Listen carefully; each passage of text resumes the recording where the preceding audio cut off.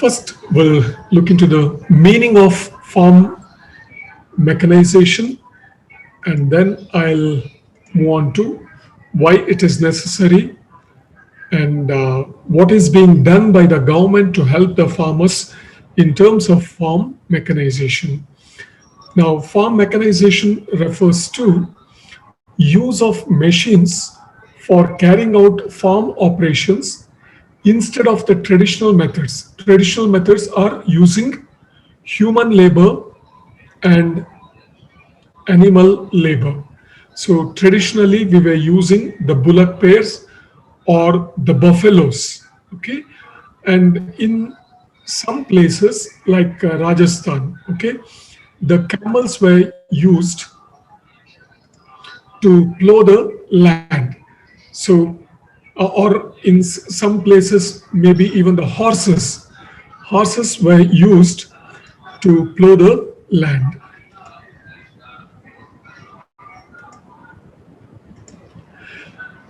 So, use of machines for carrying out farm operations instead of the traditional methods involving human and animal labor is referred to as farm mechanization, or in other words, we can also define farm mechanization as transformation, change. Transformation is change, changing over from biological sources of energy.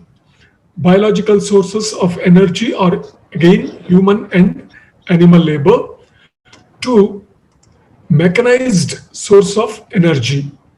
So mechanized sources are tractors, threshers, pump sets, harvester combines, and so on.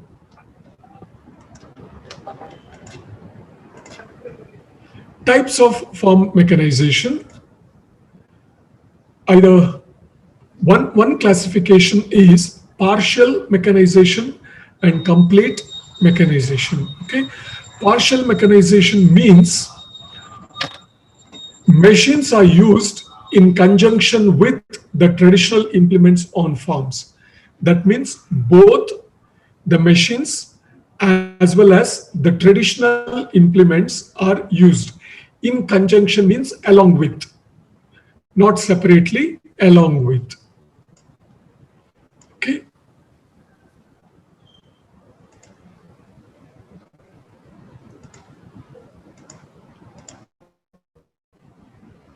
Complete mechanization means when all farm operations are mechanized and animal labor is completely displaced and human labor requirement is reduced to minimum. So partial mechanization, you use traditional as well as the machines, the new machines. Complete mechanization means the animal labor is totally replaced. No animal labor is used, only the machines are used, and the use of human labor is reduced to the minimum, because at least to operate the machines, you need human labor. Okay. So to that extent, you minimize the use of human labor. Another classification of farm mechanization could be mobile farm mechanization or stationary farm mechanization. Okay. Mobile means it involves traction work. Traction means pulling. ಎಳೆಯುವಂತ ಕೆಲಸ. Okay. So which are all the traction work? Plowing. Plowing is a traction work, pulling. Then intercultivation, kunte ಹೊಡೆಯೋದು. Okay, it is traction, pulling. And even transportation from the farm to the house or from the farm to the market and so on. They're all traction work, pulling work.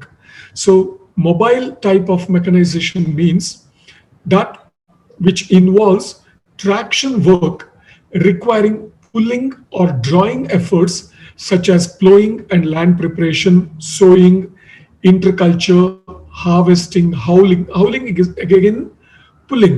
Okay, that is mobile type of mechanization. Another one is stationary type of mechanization where machines, they do not move, they remain in one place.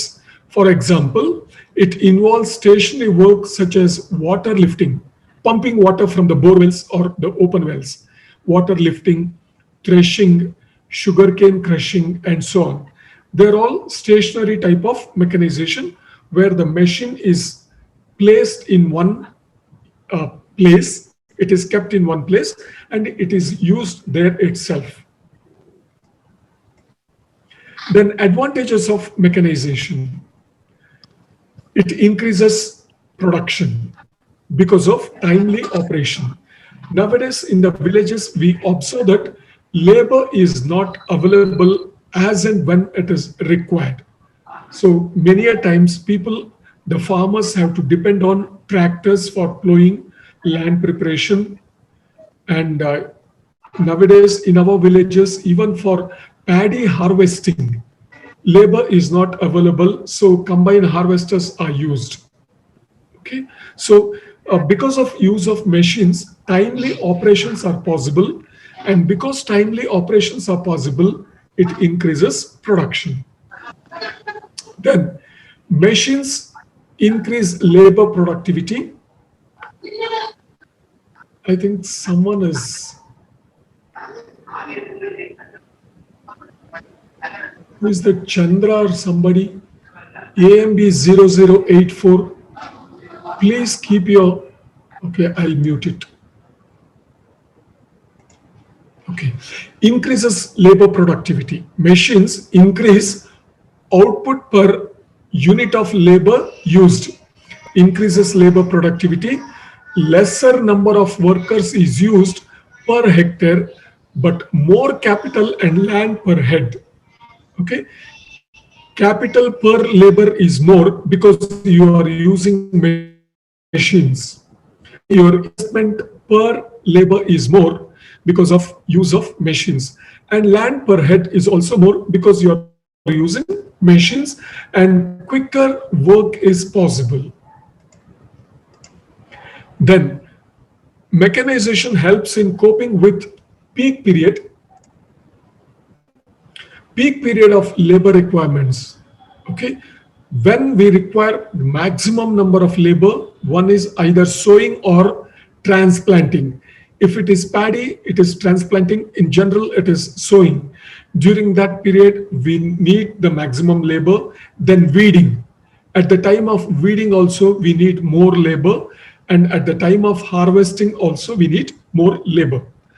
So during the peak period, when all the farmers in the village, because the agricultural operations are seasonal, if it is harvesting, all the farmers in the village, they take up harvesting at the same time. Sowing is also done at the same time in the entire village. So it would be peak period for labor requirement. At that time, if labor is not available, sowing cannot be delayed for a long time. Harvesting cannot be delayed for a long time because it starts dropping the seeds, okay, the grains. Then mechanization helps in reduction in costs, increase in labor wages these days. Machines do not eat when idle. Okay, this way. Because Sahadev, please keep your Sahadev.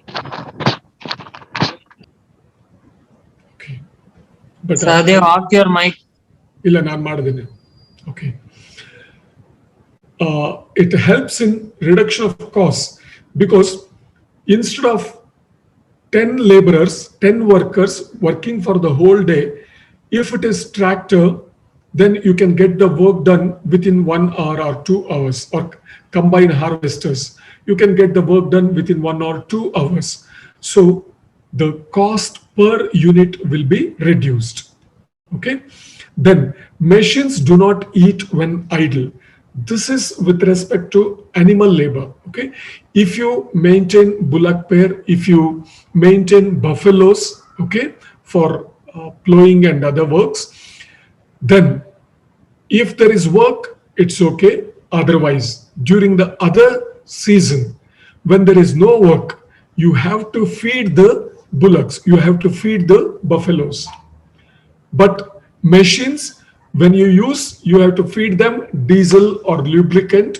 And when you don't give any work to the machines, you don't have to feed them or fill them with diesel. Okay, that's the idea here.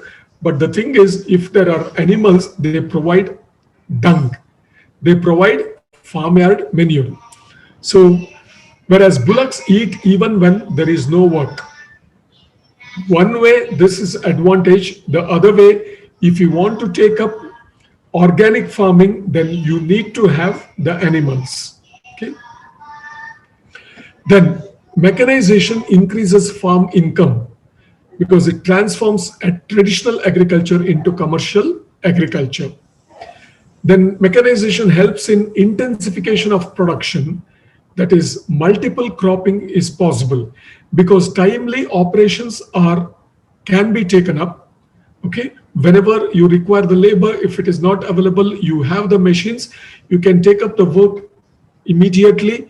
Then instead of one crop, you can take up two crops. Instead of two crops, you can take up three crops, and so on. So multiple cropping is possible because of speed of carrying out operations. Then mechanization also increases economic surplus, that is the difference between total production and consumption. Greater level of capital formation is possible. You don't have to feed the animals. Okay, so it increases economic surplus. Your production totally will not be consumed. You will have something to market. And mechanization changes working conditions. It reduces drudgery. If it is weeding or intercultivation or something, okay, so if you have to use labor from morning till evening, they have to work on the field in the either in the sun or the rain. But if you use the machines, okay, that hard work, the drudgery will be reduced and workers get more leisure time. The need for mechanization. Why we need mechanization? Non-availability of labor, particularly for crucial farm operations, sowing, harvesting, and so on. Okay. Then need to enhance labor productivity. Okay. So if you want to increase the labor productivity, then mechanization is the answer.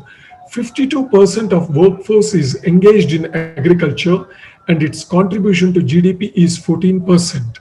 Okay, or maybe now it is 16% or within 17%. Okay, now so more labor is engaged in agriculture sector, but its contribution to total national income is lesser. That's what it says.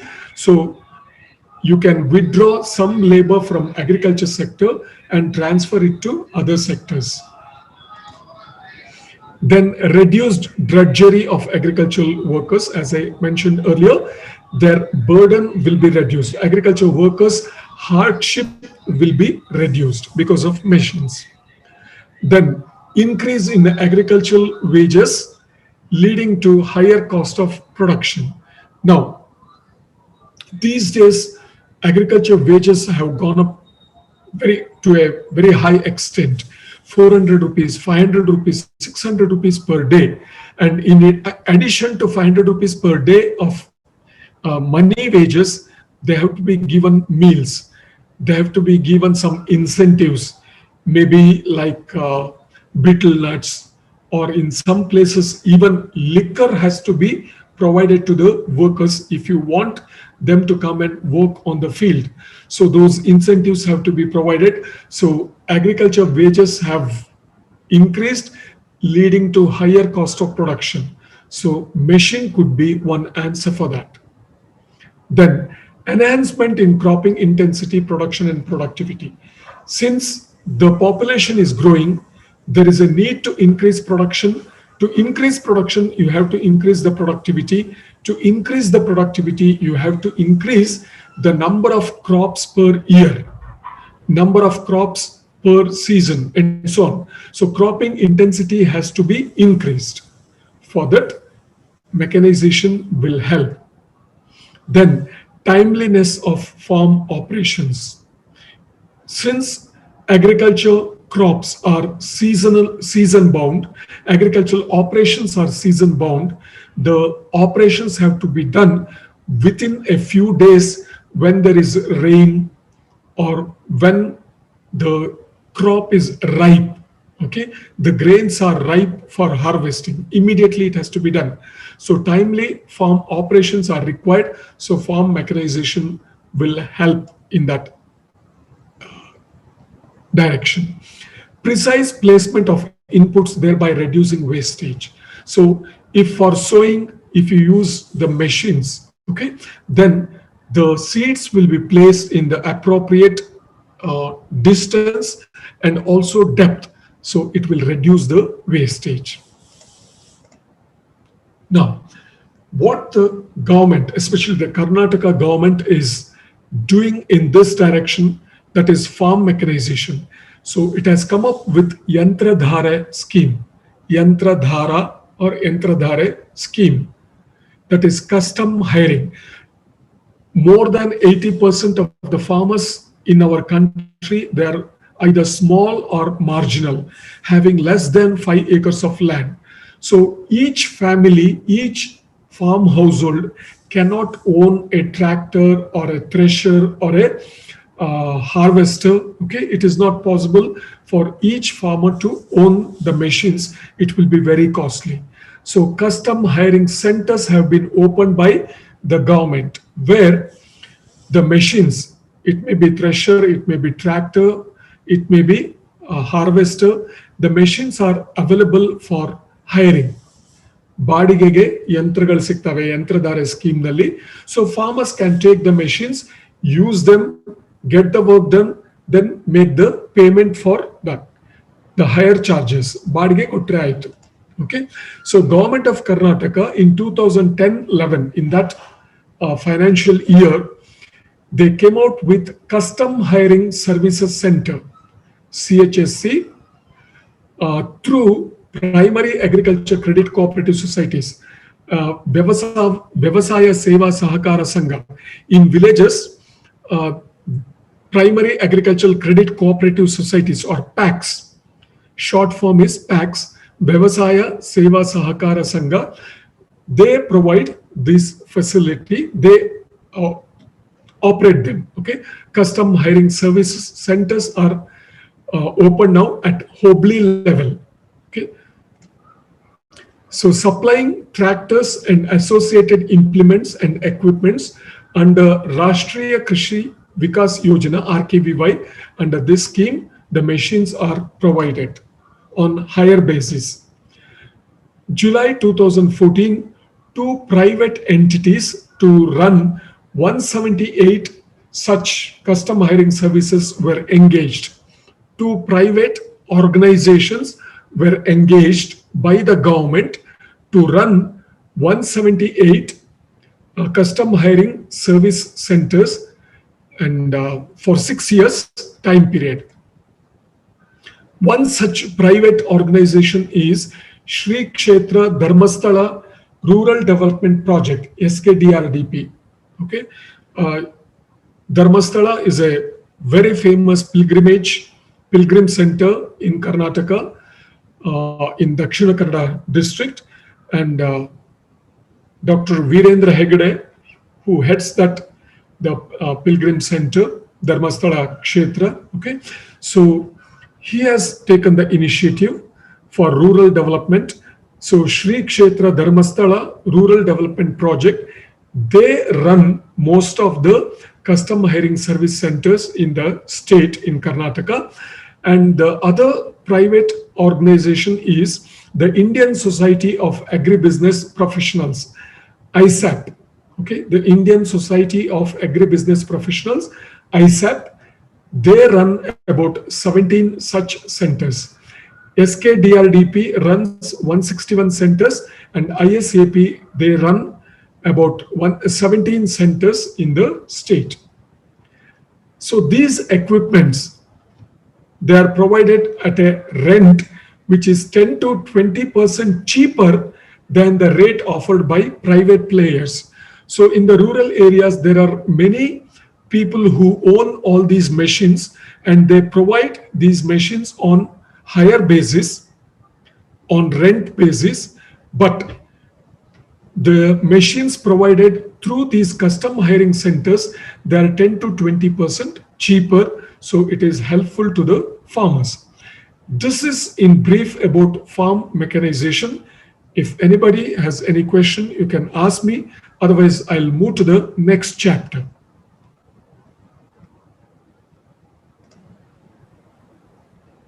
So these custom hire centers, they are at the Hobli level in the taluks.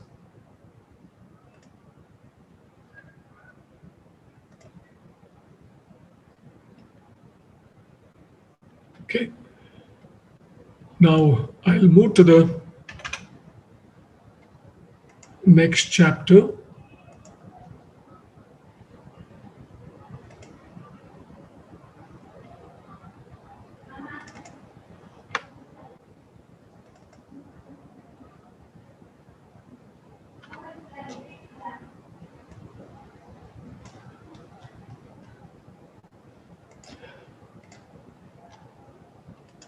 The next chapter is on inflation, Hanadubbara.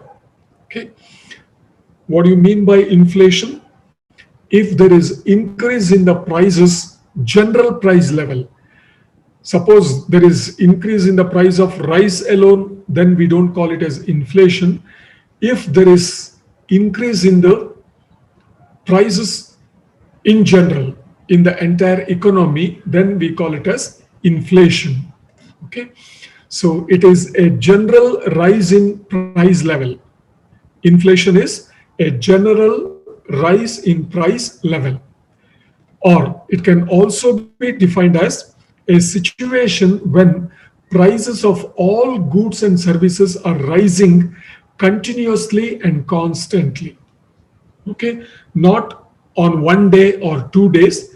If there is increase in the prices of all the goods and services in the economy continuously and constantly, then it is called as inflation. The other way of defining inflation is value of money falls continuously and constantly. When the prices of the goods and services, when the prices of commodities increase, then the value of money decreases, because to purchase 1 kg of rice, instead of paying 50 rupees, if you have to pay 60 rupees, then the value of money has come down. The price of the commodity has gone up, but the value of money has come down. Hanada maulya kadime agutte. That is inflation. Or it can also be defined as a situation of too much money chasing too few goods. People have money with them. They are ready to purchase. So money is chasing few goods. That means the availability of goods is less. Demand is more, supply is less. So when demand is more, supply is less, naturally the prices of goods and services, they increase. That is inflation. Now, what are the causes of inflation? Why inflation occurs? One reason for inflation is increase in money supply. That is, in the economy, people have more money to spend. Money supply increases, which is not accompanied by proportionate increase in supply of goods and services. Supply of money increases, but at the same time, supply of goods and services do not increase to the same extent, to the same level. So money availability is more, availability of goods and services are less, so too much money chases too few goods, causes inflation. Now, second reason for that is increase in communities' aggregate spending. The entire community, the entire economy, it starts spending more.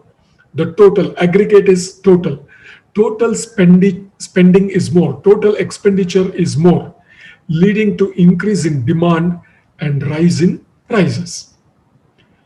Demand, why the demand increases? Because there is rise in salaries. Okay, suppose the government comes out with the next pay commission, eighth pay commission, ninth pay commission, the prices of, the salaries of government employees increase. Okay, so salaries increases, or the government comes out with some wage employment programs like Udyoga Khatri Yojana, Mahatma Gandhi, MG Narega. Okay, so the wages increase, or because of increase in population. So increase in salaries, increase in wages of workers, increase in population, all lead to increase in demand. New economic development programs, as I mentioned earlier, Udyoga Khatri Yojana, or if the government comes out with some more programs to provide more financial support to the rural people or the public, okay, then also circulation of money, supply of money in the economy increases, resulting in higher disposable income. Disposable is spending, okay? Disposing means spending. People have more money to spend. When they spend more money, demand increases, prices increase. Then from the supply side, scarcity of factors of production. If the factors of production, the inputs are not available in sufficient quantity, suddenly there is scarcity of fertilizers, there is scarcity of seeds, water is not available, irrigation water is scarce, it is not available. So supply decreases, okay? Scarcity of factors of production, increase in exports. Sometimes it happens, there is scarcity of onion in the country, there is scarcity of sugar in the country, but traders, they export those commodities. Then also supply comes down in the economy. Then decrease in imports. So we need, especially it happens, say for example, your petroleum products, diesel, petrol, okay, if there is decrease in imports, suddenly the prices go up. The imports may come down because of war or balance of payment problem. Balance of payment problem is if our imports are much higher than exports. When we export goods and services from India to other countries, we get money, we get foreign exchange, we get dollars or euros or pounds, okay, from other countries. But when we import more, we have to make the payment.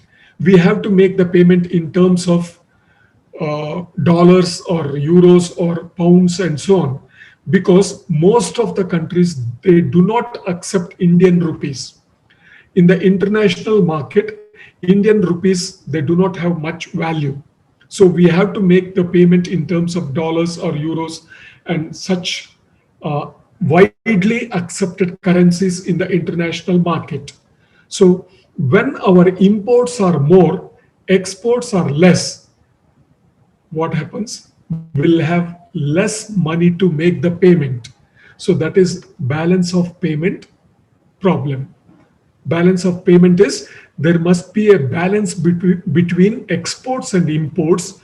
But if exports exceed imports, imports exceed exports, then we will have less money to spend, less money to purchase from other countries. So there will be decrease in imports, then the supply comes down.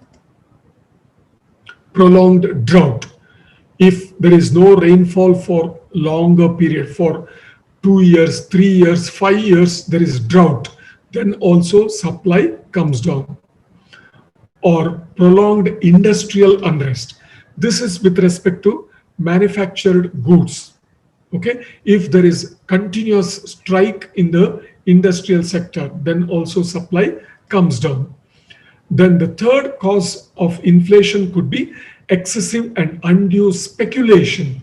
Speculation is satta vyapara anta kannadadalli ಹೇಳ್ತಾರೆ. Satta vyapara is expecting a profit in the near future. You purchase and hold it. Okay, speculation. Say for example, suppose tomorrow government makes an announcement in near GKVK campus. Okay, near GKVK campus, a new airport will be built. Near GKVK campus, a new airport will be built. What happens to the price of land near GKVK? From 1 crore rupees per acre, it will jump to 10 crore rupees per acre.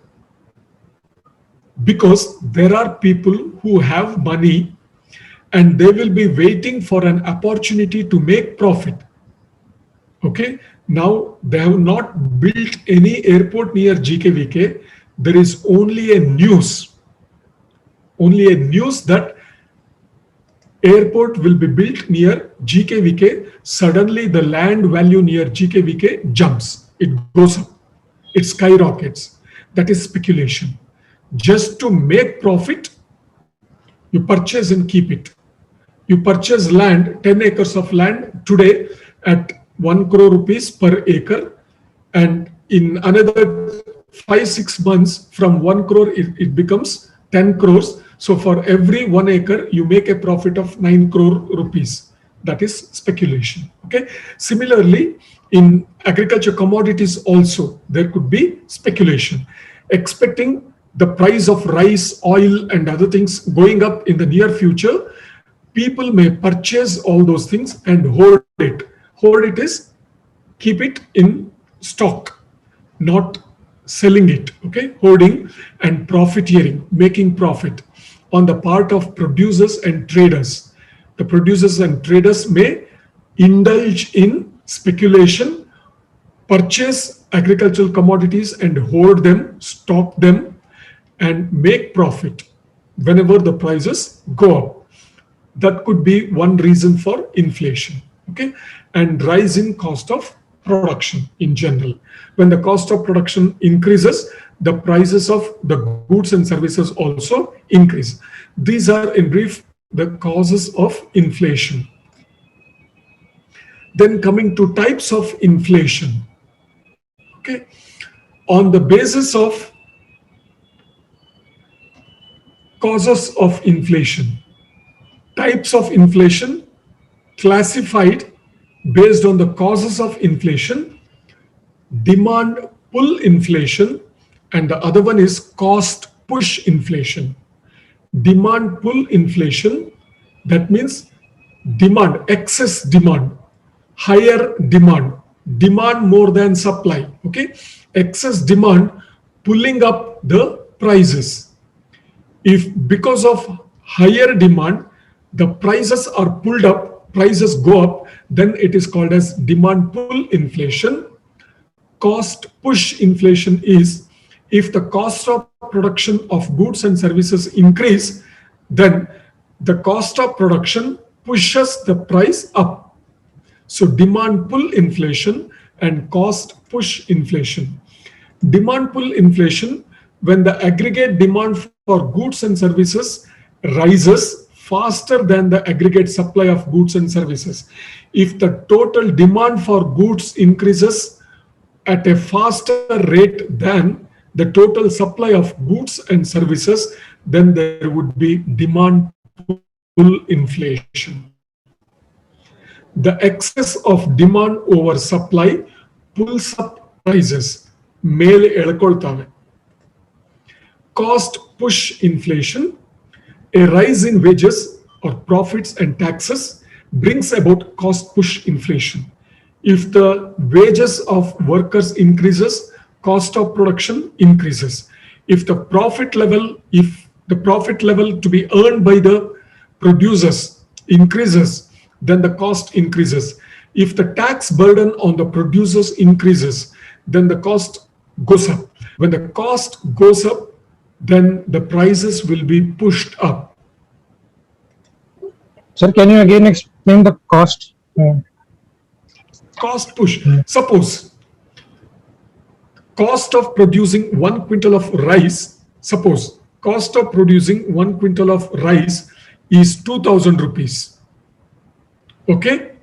The price in the market, maybe it is 3,000 rupees per quintal. Price in the market. For me and you to purchase rice, it may go up from, if the cost of production is 2,000 rupees, the price may be 3,000 rupees. But suppose the cost of production of rice increases from 2,000 rupees to 2,500 rupees. What happens to the price of rice in the market? It will also increase. Increase. That is cost push. The prices are pushed up. Prices of rice are pushed up in the market because of increase in the cost of production. Did you get that? Yes, sir. Okay. Then the second classification of types of inflation is based on government reaction. What the government does to control inflation.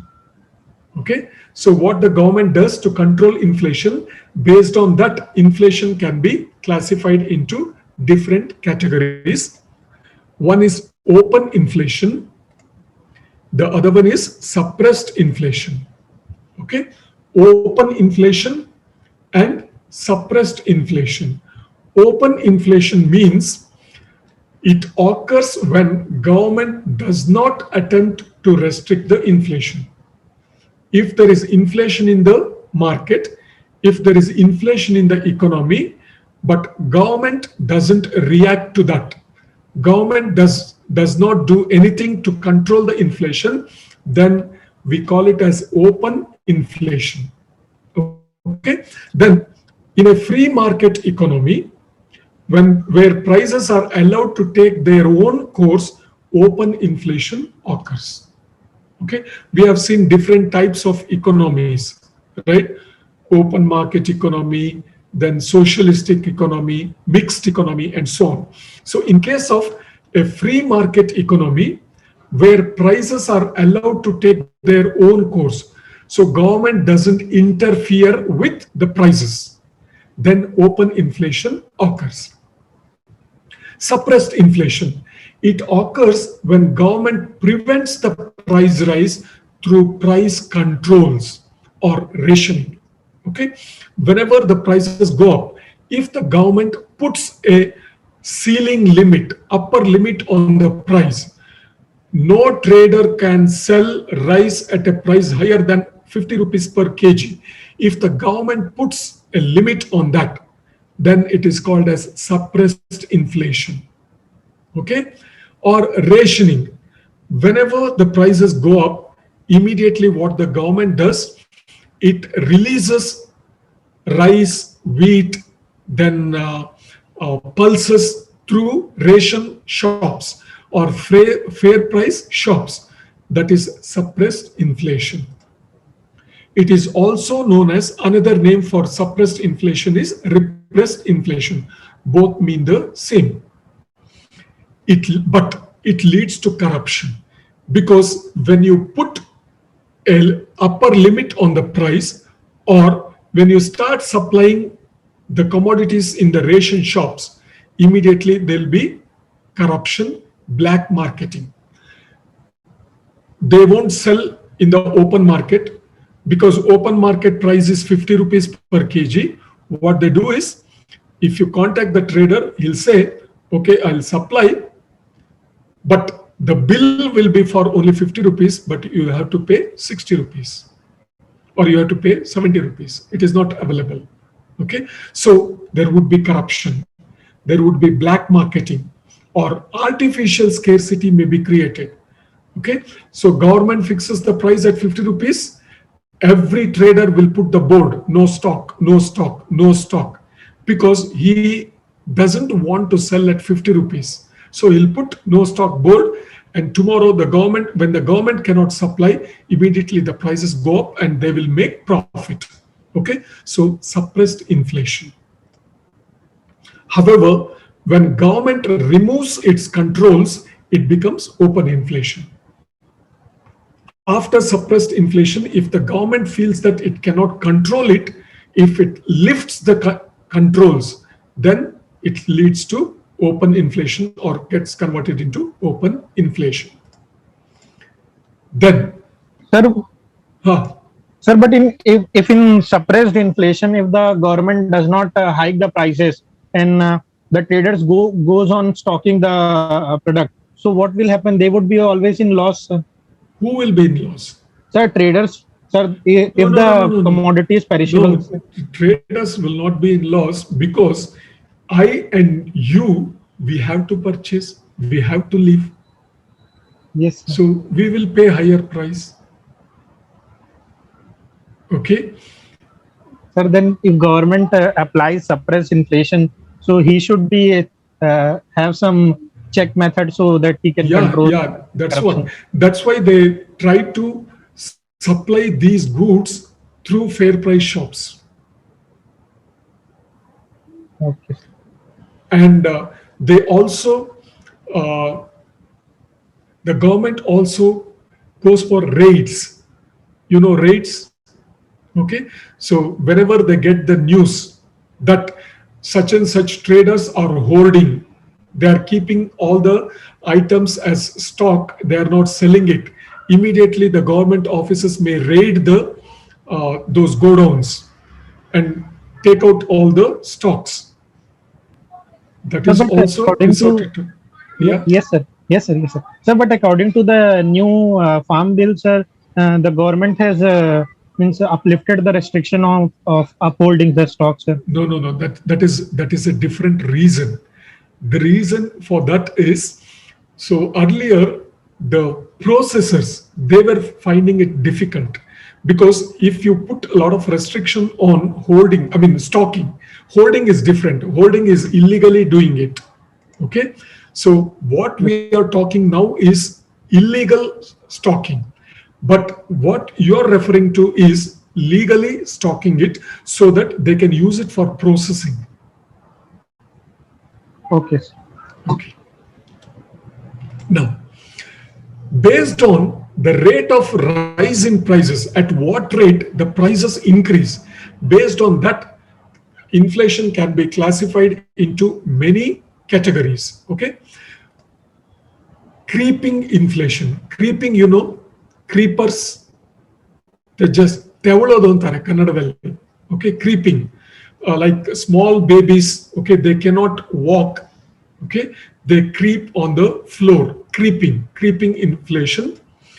Then chronic inflation, walking inflation, moderate inflation. Chronic is chronic illness, you know. Yes. Suppose it is asthma or such diseases, no, which will be there for a long time. Okay, chronic inflation, walking inflation, moderate inflation, then running inflation, and galloping inflation. You know what is galloping? Eating. Like horses gallop. If you're riding the horse and it is running at a fast, high speed, then it is called as galloping. Okay, that sound you always remember, galloping. Okay, galloping inflation, then hyperinflation.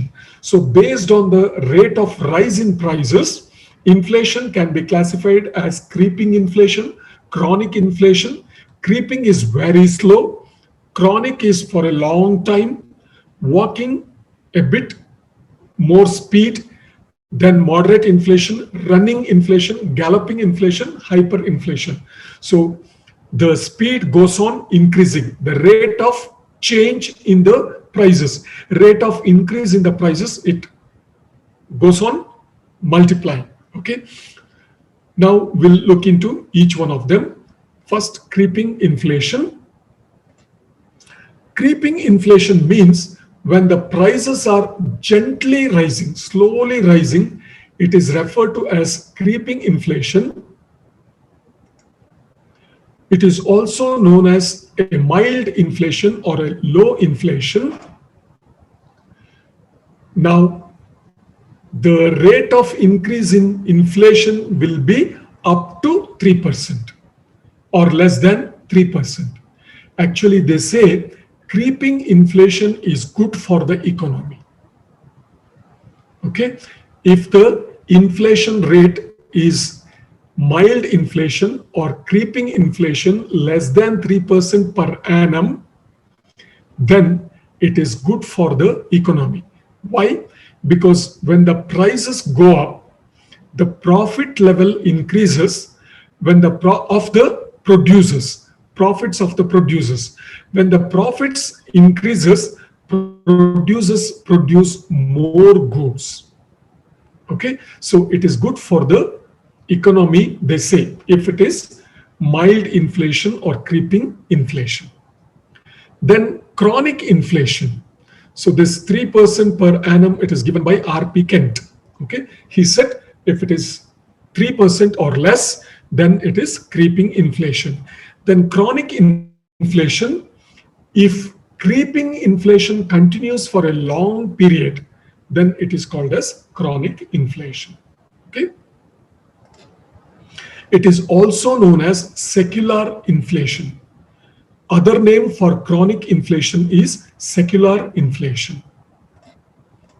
Then the third one is walking inflation. Walking is a bit speedier than creeping. Okay, so when the rate of rising prices is more than 3% but less than 10% per annum, then it is called as walking inflation. It is also known as trotting inflation. Okay, now what is trotting? Again, we come back to the horse riding. Okay, suppose the detective or the hero is chasing the villain, then it is galloping. Okay, and after the fighting and everything is over, when the hero slowly returns to his town or house, wherever, okay, then he will be riding the horse very slowly and so on. So that is trotting. So walking inflation is also referred to as trotting inflation. Okay. Then the fourth one is the moderate inflation. That is Samuelson. Okay. According to Samuelson, Professor Samuelson, he clubbed together the concepts of creeping and walking inflation into moderate inflation. So creeping plus moderate, that is less than 3% up to 10%. So combined. So if the inflation rate is up to 10%, then Professor Samuelson called it as moderate inflation. It happens when prices rise by less than 10% per annum. That is single digit inflation. Less than 10% is single digit, 1, 2, 3, 4, 9, and so on. Single digit inflation rate. It is also known as stable inflation. So if the inflation rate is up to 10%, it is tolerable. We don't say it is good, it is tolerable. Less than 3%, it is desirable. Less than 10%, it is tolerable. Okay, it is stable inflation.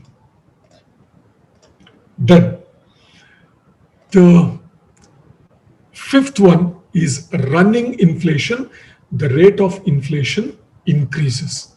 So this is alarming. Okay.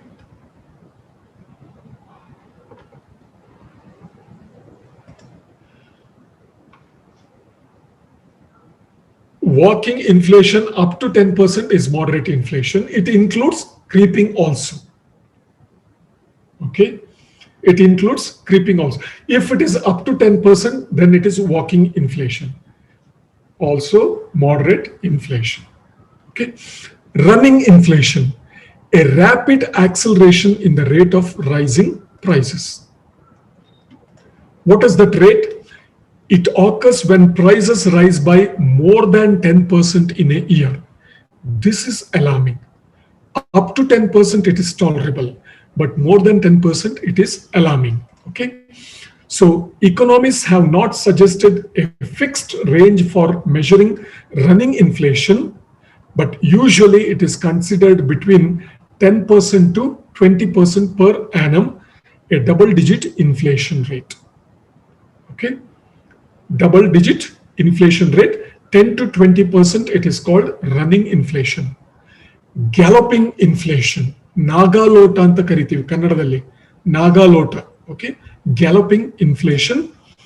So according to Professor Samuelson, if prices rise by double or triple digit inflation rate from 20% to 999% per annum, then the situation can be termed as galloping inflation. Rarely it occurs. Okay, I'll give you one or two examples later on. Galloping inflation.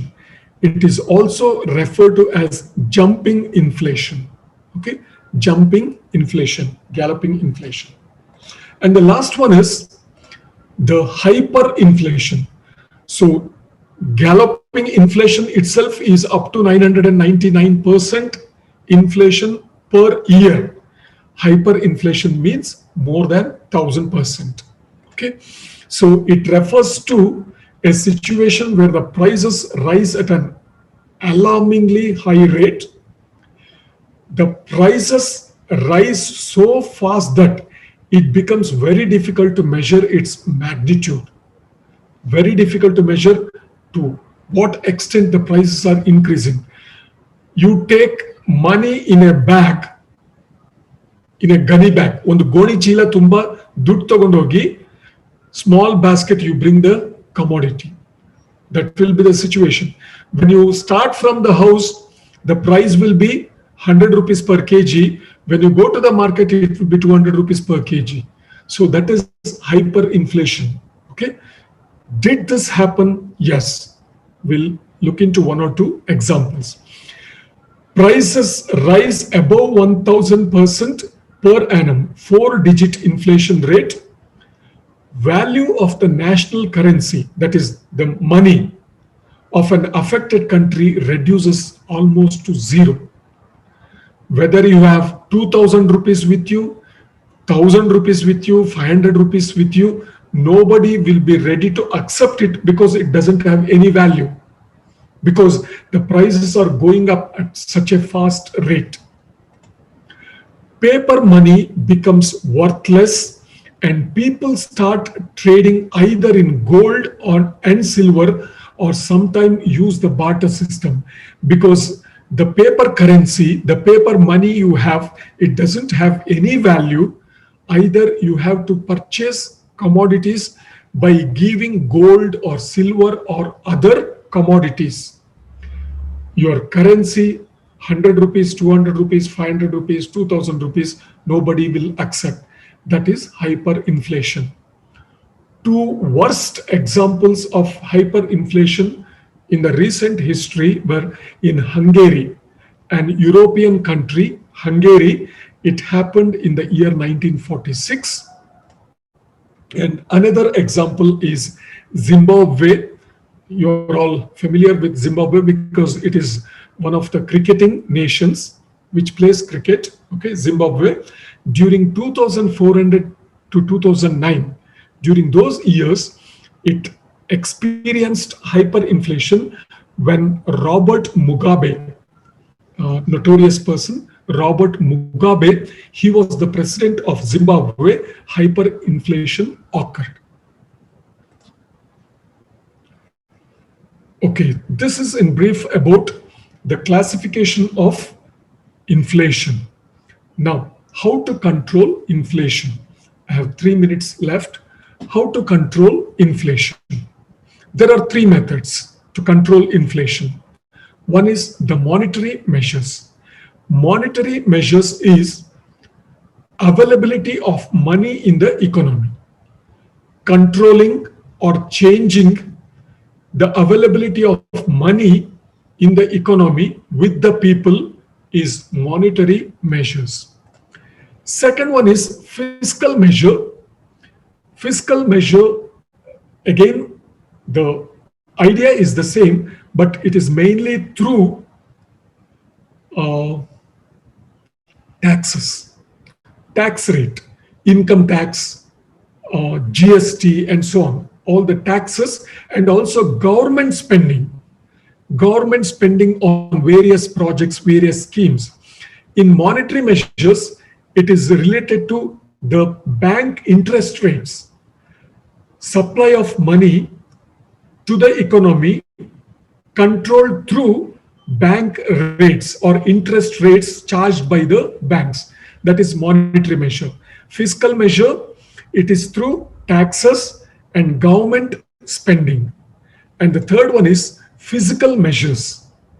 Physical measures is if there is shortage of commodities, produce more commodities.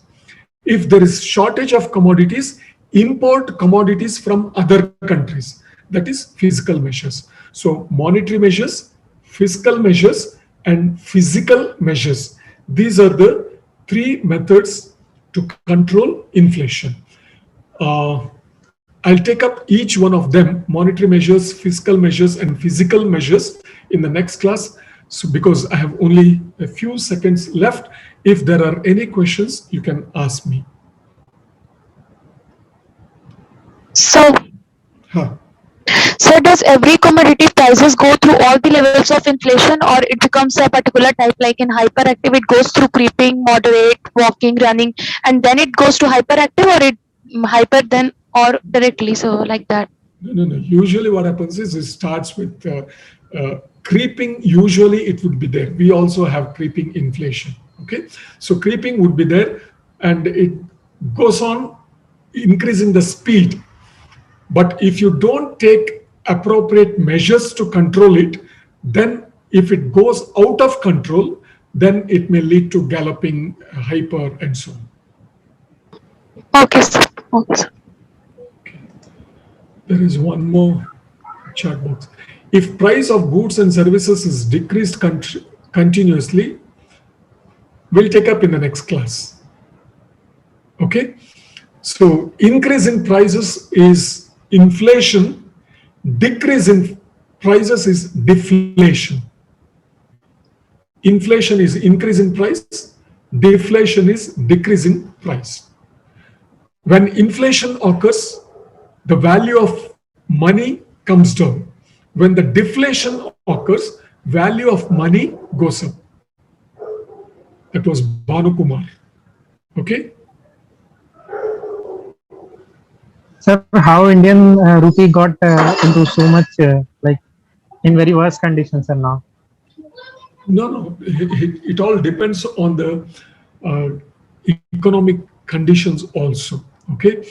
And how stable the economy is. All those things they decide, not only one factor. Okay. If it is American dollar, all the countries, they will readily accept American dollars. Okay. So because it is a highly stable economy.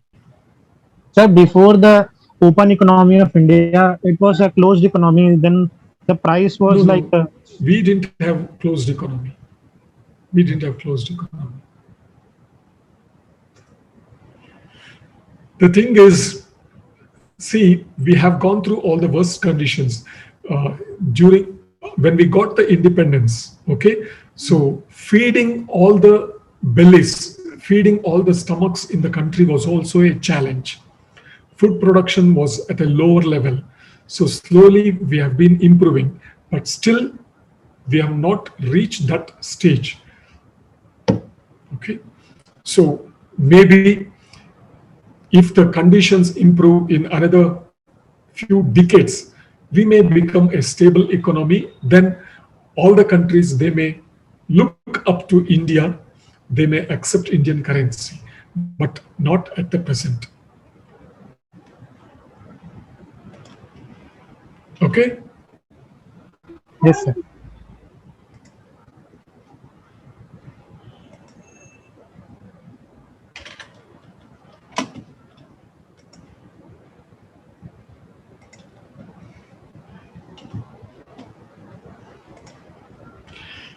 Then, bye everybody. Take care. Bye. Bye. Bye, sir. Bye. Chennai, Chennagiri, Bye. Aramagiri, Chennagiri, Aramagiri. Careful agiri. Okay. Okay, sir. Yes, sir. Both me and my wife, we had corona. We were corona positive. Now we have just completed the